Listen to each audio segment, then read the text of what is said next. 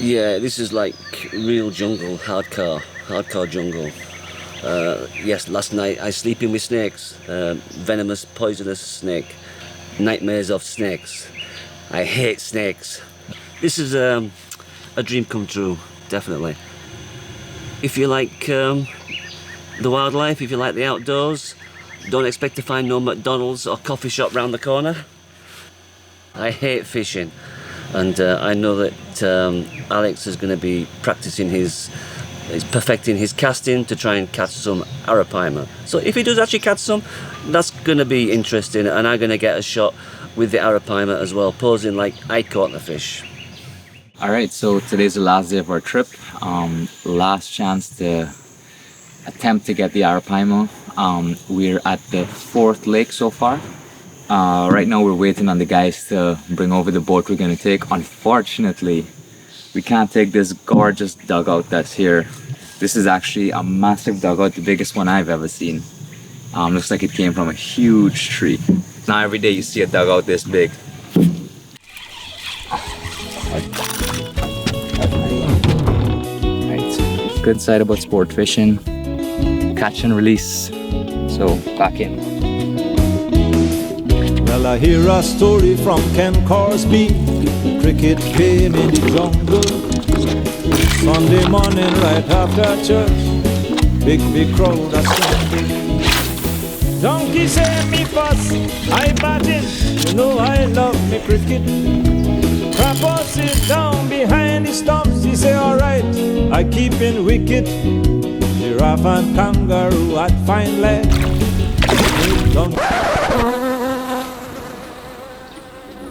Really alright. Oh look, the nest is there. That stings like Stings like fire. Got you? yeah, these guys are pretty bad. What is this?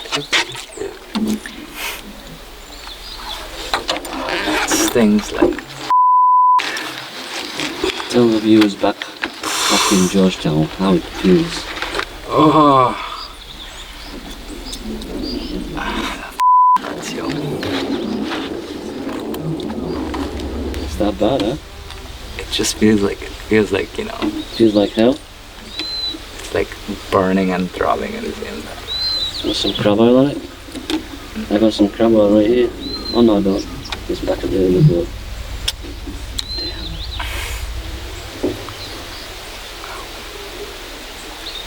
Do you like it to be steamed?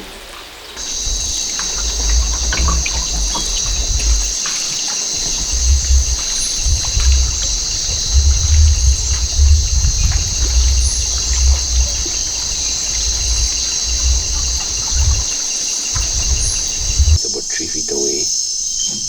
A beautiful looking black caiman on the Rio River.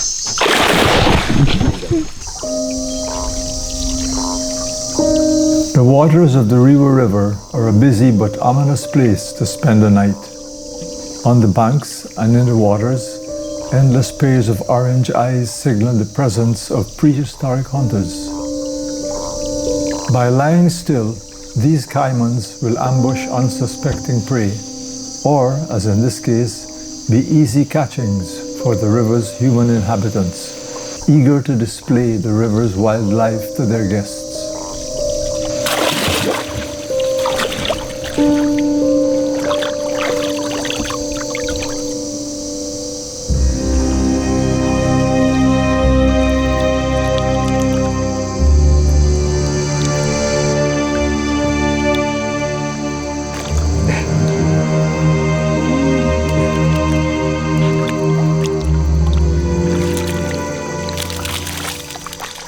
The boat is a safe zone for the crew from the larger caimans that lurk in these waters.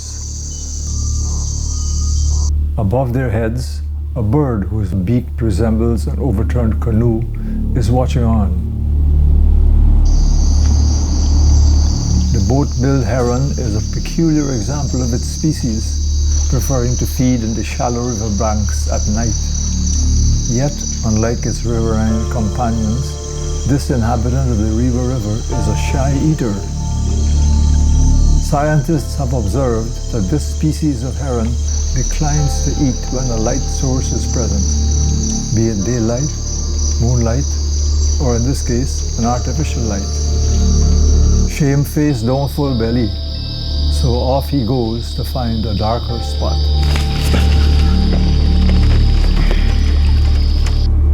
Along the sandy banks of the river, another curious character is searching for pickings. Measuring up to 1.5 meters in length and weighing as much as a Great Dane, this relative of the guinea pig is not your typical rodent. Capybaras, or watras as they're commonly known in Guyana, are herbivorous and can consume nearly 4 kilograms of grass, bark, and aquatic plants in a single day. They might look cute, but you certainly wouldn't want to give one a kiss. Capybaras are known to eat their own feces in order to soothe their digestive system and extract added proteins and vitamins from their food. Unaware that it is being followed, the capybara decides it's time to bathe. Their partially webbed feet make them excellent swimmers, capable of holding their breath for up to 5 minutes. It's the moment the caimans have been waiting for.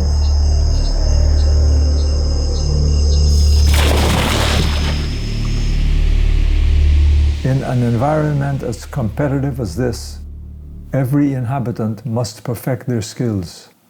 Honed over generations, the abilities of Riwa's Makushi hunters is as good as any. How long have you been using the bow and arrow? Well, since I was a youth, let's say like start from like 8 years to now. So when it was like small boys, my dad used to make little bow and arrow, So this is our culture. Teach me how to shoot fish, animal, birds, etc. This bow here, this is a special wood. The special wood that we use for bow. We call it wamara, the wamara wood. Well, this arrow here, it's something that, it's a tree or kind of a grass again, but it's a big something. We put it over fire, we roast it. And then after we do it, we put it in the sun, let it dry. So it could look more, when it's fresh, it look like white. When it get more older, this is how it color look. So this is how it is. And also we use this type of metal here. This is old, we call it mishadi, cutlass. We make spear off of it. This will shoot animals, like big game, like tapir, like deer, like peccaries and so. So this is why we use this here. And also we have these feathers here.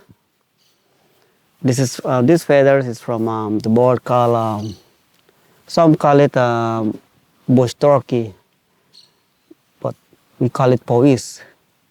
Or another way, we call it black curassow, right? But we call it powis. Okay, this is how we use our weapon, bow and arrow. As I said earlier, it's a very dangerous thing, a deadly thing. With bow and arrow, like 20 feet, 25 feet, if you see the target, you could take him down. Fish or the animal or any birds. For example, this is target down here.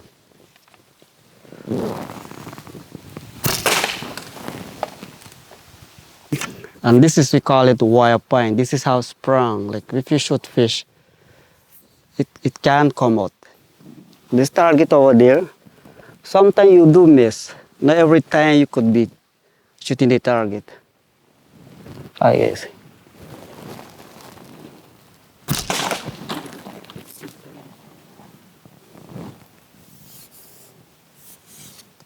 The way you shoot it, you have to focus on your target. The way how you pull your bow and arrow, make sure you look at target and you lose the arrow. There's animal dead. Cold dinner.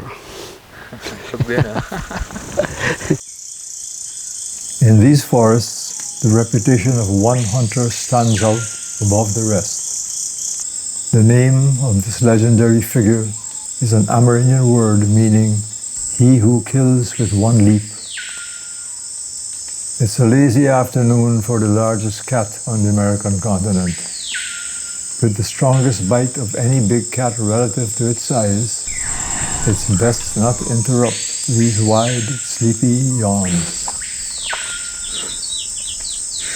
But this one is feeling restless.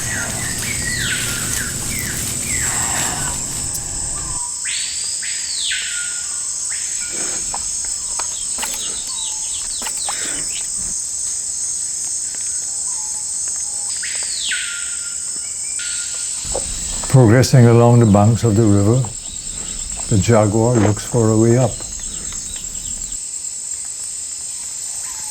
Capable of climbing trees from which to ambush prey, this 2.5 meter long icon of Guyana has no trouble scaling the near vertical sandbank.